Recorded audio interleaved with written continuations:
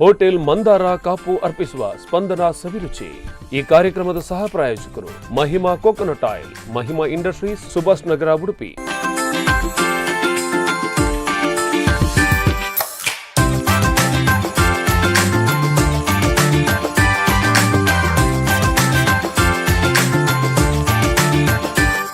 ಎಲ್ಲರಿಗೂ ನಮಸ್ಕಾರ. ಇದು ಮಂದಾರ ಹೋಟೆಲ್ಸ್ ಕಾಪು ಪ್ರಸ್ತುತಿಪಡಿಸುವಂತಹ ನಿಮ್ಮ ನೆಚ್ಚಿನ ಅಡುಗೆ ಕೋಣೆಯ ಅದ್ಭುತ ರೆಸಿಪಿಗಳನ್ನು ಅನಾವರಣಗೊಳಿಸುವಂತಹ ಕಾರ್ಯಕ್ರಮ Spandana Saviruchi with Ashwini R Shetty.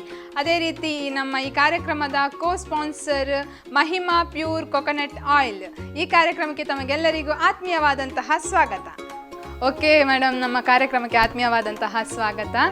S, ಹೇಗಿದ್ದೀರಾ? ಸೌಖ್ಯ, ನೀವು ಹೇಗಿದ್ದೀರಾ? ನಾನು ಕೂಡ ಸೌಖ್ಯವಾಗಿದ್ದೇನೆ. ಸೊ ನಮ್ಮ ವೀಕ್ಷಕರು ಕಾಯ್ತಾ ಇದ್ದಾರೆ, ನೀವು ಯಾವುದು ಇವತ್ತಿನ ದಿನ ಒಂದು ರೆಸಿಪಿಯನ್ನು ಮಾಡ್ತೀರಾ, ಅವರು ಕೂಡ ಮನೆಯಲ್ಲಿ ಯಾವಾಗ ಟ್ರೈ ಮಾಡೋದು ಅಂತ ಕುತೂಹಲದಿಂದ ಕಾಯ್ತಾ ಇದ್ದಾರೆ. ಸೊ ನೀವು ಇವತ್ತಿನ ದಿನ ಯಾವುದು ಸ್ಪೆಷಲ್ ರೆಸಿಪಿಯನ್ನು ನಮಗೆ ನಮ್ಮ ವೀಕ್ಷಕರಿಗೆ ಮಾಡಿಕೊಡ್ತಾ ಇದ್ದೀರಾ? ಸೆಕೆ ಅಂತೂ ತುಂಬಾನೇ ಜೋರಾಗಿದೆ. ಎಸ್, ಖಂಡಿತ. ಸೆಕೆಗೆ ಸ್ವಲ್ಪ ತಂಪನ್ನು ಕೊಡುವಂತಹ ರಾಗಿಯಿಂದ ರಾಗಿ ಹಾಗೂ ರವೆಯನ್ನ ಮಿಕ್ಸ್ ಮಾಡಿಕೊಂಡು ರೊಟ್ಟಿ ಮಾಡೋದು ಹೇಗೆ? ಓಕೆ, ನಿಜವಾಗ್ಲು. ಯಾಕೆಂದ್ರೆ ಕೆಲವರಿಗೆ ಕೋಲ್ಡ್ ಎಲ್ಲ ಕುಡಿಲಿಕ್ಕೆ ಆಗೋದಿಲ್ಲ, ಏಜ್ ಆಗಿರ್ಬೋದು, ಮಕ್ಕಳಿಗೆ ಸಹ ಕೆಲವರು ಕೊಡುದಿಲ್ಲ.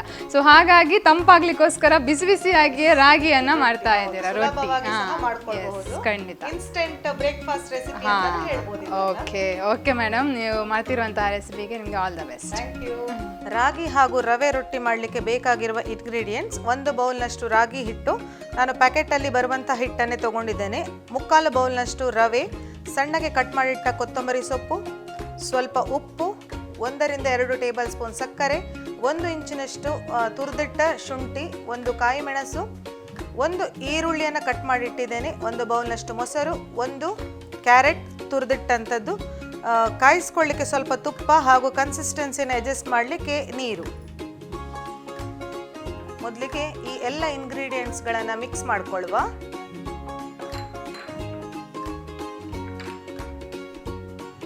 ರಾಗಿ ಹಿಟ್ಟು,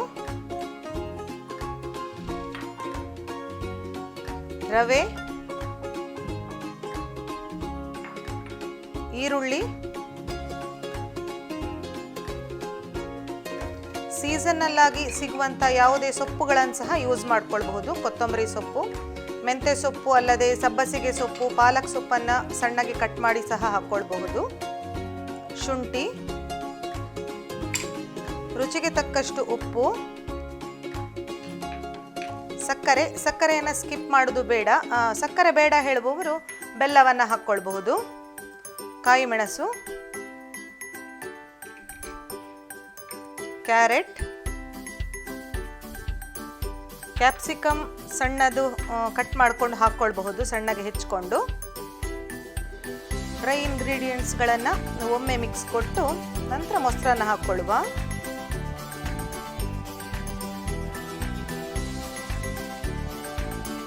ಒಂದು ಬೌಲ್ನಷ್ಟು ಮೊಸರು, ಹದವಾಗಿ ಹುಳಿ ಇದೆ, ತುಂಬ ಹುಳಿ ಇಲ್ಲ ಇದು.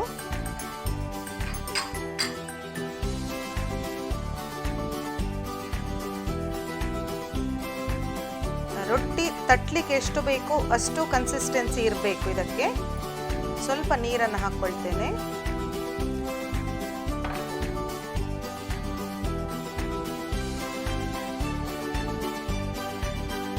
ಮಿಕ್ಸ್ ಮಾಡ್ಕೊಂಡು ಒಂದು 10 ನಿಮಿಷ ಇದನ್ನು ರೆಸ್ಟ್ ಮಾಡಲಿಕ್ಕೆ ಇಡುವ. ರವೆ ಸ್ವಲ್ಪ ಉಪ್ಕೊಳ್ತದೆ,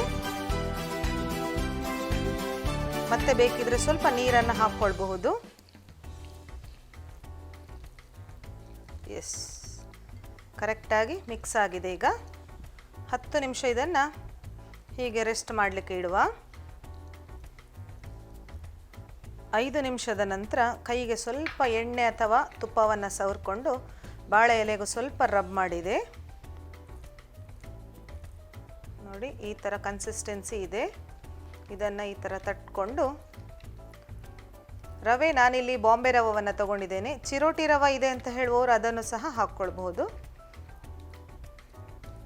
ಎಸ್, ಈ ಥರ ಒಂದೇ ಸಮನಾಗಿ ತಟ್ಕೊಂಡು ನಂತರ ತವದಲ್ಲಿ ಕಾಯಿಸ್ಕೊಳ್ಳುವ. ಲೋ ಟು ಮೀಡಿಯಂ ಫ್ಲೇಮಲ್ಲೇ ಕಾಯಿಸ್ಕೊಳ್ಬೇಕು ಇದನ್ನು. ಎಸ್, ಈಗ ತವ ಬಿಸಿ ಆಗಲಿಕ್ಕೆ ಇಟ್ಟಿದ್ದೇನೆ. ನಿಧಾನವಾಗಿ ಇದನ್ನು ಟ್ರಾನ್ಸ್ಫರ್ ಮಾಡುವ.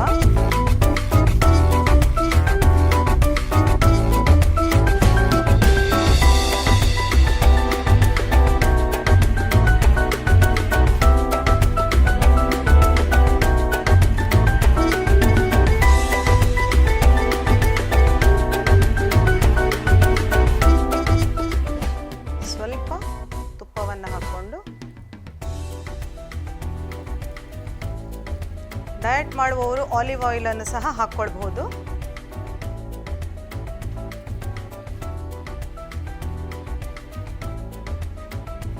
ಲೋ ಟು ಮೀಡಿಯಂ ಫ್ಲೇಮಲ್ಲೇ ಇರಲಿ.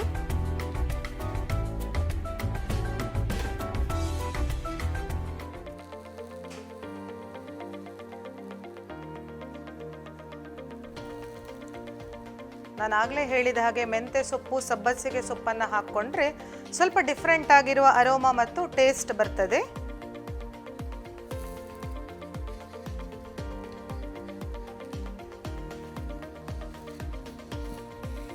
ಮಕ್ಕಳಿಗೆ ಕಾಯಿ ಮೆಣಸು ಬಾಯಿಗೆ ಸಿಗ್ತದಂತಾದರೆ ಚಿಲ್ಲಿ ಫ್ಲೇಕ್ಸನ್ನು ಹಾಕ್ಕೊಳ್ಳಿ. ಎರಡು ಸೈಡ್ ಗೋಲ್ಡನ್ ಬ್ರೌನ್ ಆಗುವವರೆಗೆ ಕಾಯಿಸ್ಕೊಳ್ಳುವ ಇದನ್ನು.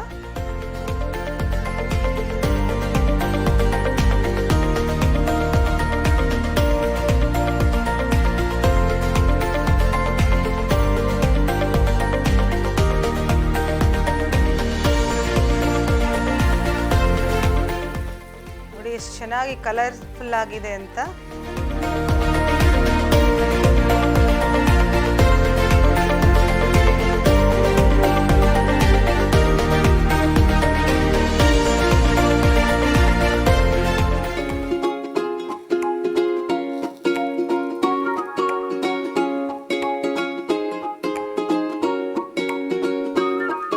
ಎರಡು ಬದಿಯೂ ಈಗ ಚೆನ್ನಾಗಿ ಕಾದಿದೆ.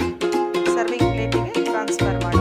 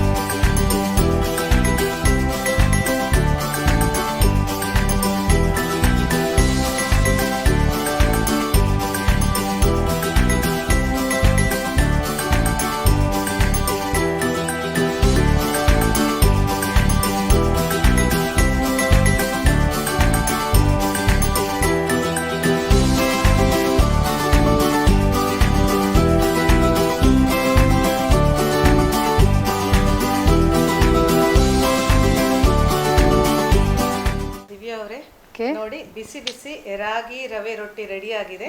ಹೇಗಾಗಿದೆ ಅಂತ ನೀವು ಟೇಸ್ಟ್ ಮಾಡಿ ಹೇಳಿ. ಖಂಡಿತ ಹೇಳ್ತೇನೆ. ನೀವು ರೊಟ್ಟಿ ಅಂತ ಹೇಳಿದ್ರಲ್ಲ, ಸೊ ಅವಾಗ ಏನ್ ಅನ್ಕೊಂಡೆ ಅಂದ್ರೆ ಚಪಾತಿ ತರನೇ ಮಾಡ್ತಾರೆ ಅಂತ ಹೇಳಿ, ಹೆಚ್ಚಾಗಿ ಹಾಗೆ ಮಾಡ್ತಾರಲ್ಲ, ಇದೊಂಥರ ಡಿಫ್ರೆಂಟ್ ಇದೆ. ಯಾಕೆಂದ್ರೆ ಹೆಚ್ಚಾಗಿ ಇದೇ ಈಸಿ ಅನ್ಸುತ್ತೆ. ಯಾಕೆಂದ್ರೆ ಕೆಲವರಿಗೆ ಚಪಾತಿ ಮಾಡುವಾಗಲೇ ಲಟ್ಟಿಸುದಂದ್ರೆ ಕಿರಿಕಿರಿ ಇರ್ತದೆ. ಹಾ ಕರೆಕ್ಟ್, ಹೌದು ಕರೆಕ್ಟ್. ಬಟ್ ಇದೇ ಈಸಿ ಅನ್ಸುತ್ತೆ ನಮ್ಮ ವೀಕ್ಷಕರಿಗೆ ಕೂಡ. ಖಂಡಿತ ಹೇಳ್ತೇನೆ. ನೋಡಿದ್ರಲ್ಲ ವೀಕ್ಷಕರೇ, ನಮ್ಮ ಅಶ್ವಿನಿ ಮೇಡಮ್ ಅವರು ರಾಗಿ ರೊಟ್ಟಿಯನ್ನ ಕೊಟ್ಟಿದ್ದಾರೆ. ಸೊ ನಾನು ಈಗಷ್ಟೇ ಇನ್ನು ಟೇಸ್ಟ್ ಮಾಡಬೇಕು. ನೀವು ಅವರು ಮಾಡುವಾಗ ಈ ರೆಸಿಪಿಯಲ್ಲಿ ಏನಾದರೂ ಒಂದು ಮಾಡುವ ವಿಧಾನ ನಿಮಗೆ ಮಿಸ್ ಆಗಿದ್ರೆ ಇನ್ನೊಂದ್ಸಲ ನೋಡ್ಕೊಂಡು ಬನ್ನಿ. ರಾಗಿ ಹಾಗೂ ರವೆ ರೊಟ್ಟಿ ಮಾಡಲಿಕ್ಕೆ ಬೇಕಾಗಿರುವ ಇಂಗ್ರೀಡಿಯೆಂಟ್ಸ್: 1 ಬೌಲ್ನಷ್ಟು ರಾಗಿ ಹಿಟ್ಟು, ನಾನು ಪ್ಯಾಕೆಟಲ್ಲಿ ಬರುವಂಥ ಹಿಟ್ಟನ್ನೇ ತೊಗೊಂಡಿದ್ದೇನೆ.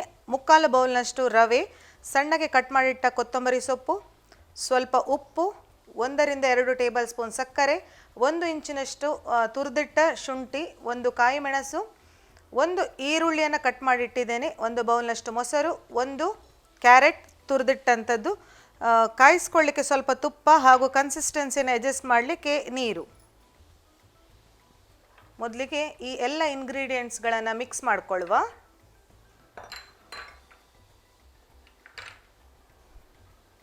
ರಾಗಿ ಹಿಟ್ಟು, ರವೆ,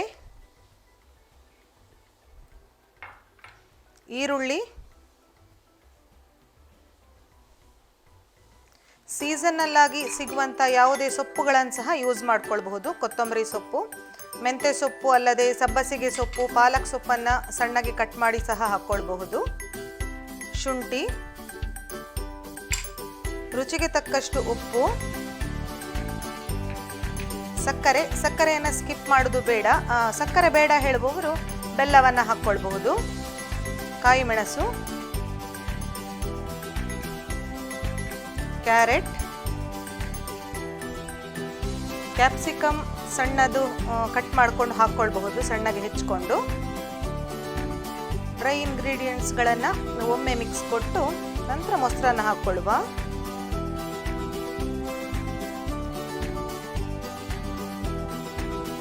ಒಂದು ಬೌಲ್ನಷ್ಟು ಮೊಸರು, ಹದವಾಗಿ ಹುಳಿ ಇದೆ, ತುಂಬ ಹುಳಿ ಇಲ್ಲ ಇದು.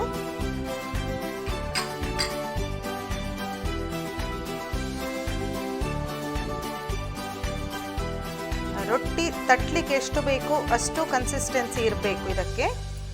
ಸ್ವಲ್ಪ ನೀರನ್ನು ಹಾಕ್ಕೊಳ್ತೇನೆ.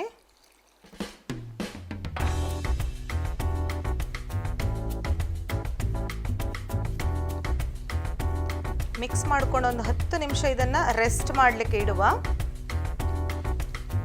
ರವೆ ಸ್ವಲ್ಪ ಉಪ್ಕೊಳ್ತದೆ,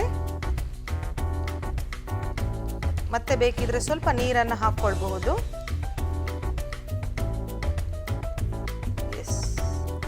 ಕರೆಕ್ಟಾಗಿ ಮಿಕ್ಸ್ ಆಗಿದೆ. ಈಗ 10 ನಿಮಿಷ ಇದನ್ನು ಹೀಗೆ ರೆಸ್ಟ್ ಮಾಡಲಿಕ್ಕೆ ಇಡುವ.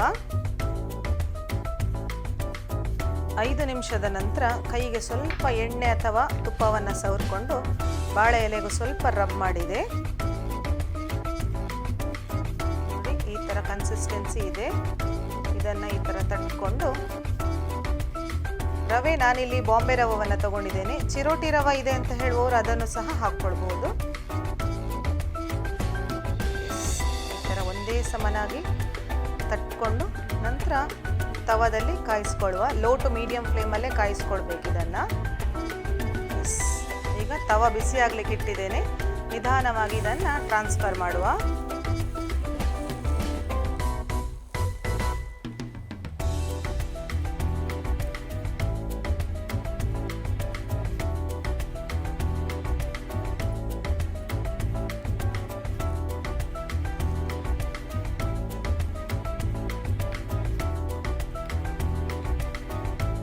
ಸ್ವಲ್ಪ ತುಪ್ಪವನ್ನು ಹಾಕ್ಕೊಂಡು, ಡಯಟ್ ಮಾಡುವವರು ಆಲಿವ್ ಆಯಿಲನ್ನು ಸಹ ಹಾಕ್ಕೊಳ್ಬಹುದು.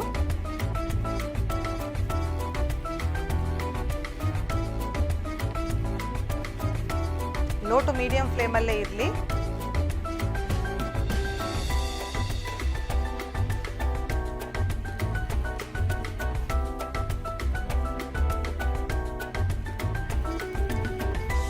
ನಾನಾಗಲೇ ಹೇಳಿದ ಹಾಗೆ ಮೆಂತ್ಯ ಸೊಪ್ಪು, ಸಬ್ಬಸಿಗೆ ಸೊಪ್ಪನ್ನು ಹಾಕ್ಕೊಂಡ್ರೆ ಸ್ವಲ್ಪ ಡಿಫ್ರೆಂಟ್ ಆಗಿರುವ ಅರೋಮಾ ಮತ್ತು ಟೇಸ್ಟ್ ಬರ್ತದೆ.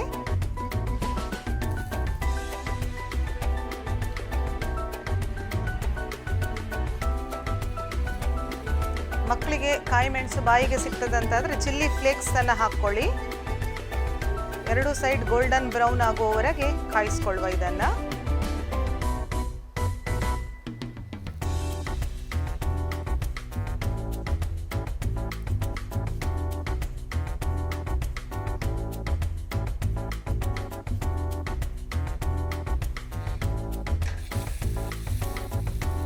ನೋಡಿ ಎಷ್ಟು ಚೆನ್ನಾಗಿ ಕಲರ್ಫುಲ್ ಆಗಿದೆ ಅಂತ.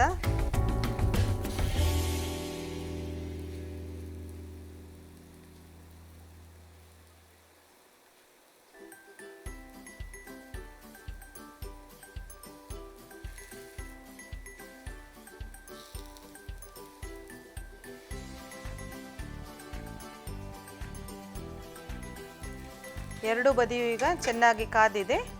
ಸರ್ವಿಂಗ್ ಪ್ಲೇಟಿಗೆ ಟ್ರಾನ್ಸ್ಫರ್ ಮಾಡುವ. ಓಕೆ ವೀಕ್ಷಕರೇ, ನಾನೀಗ ಟೇಸ್ಟ್ ಮಾಡ್ತೇನೆ ಹೇಗೆ ಮಾಡಿಕೊಟ್ಟಿದ್ದಾರೆ ಅಂತ ಅಶ್ವಿನಿ ಮೇಡಮ್ ಅವರು. ಬಿಸಿ ಇರಬೇಕು.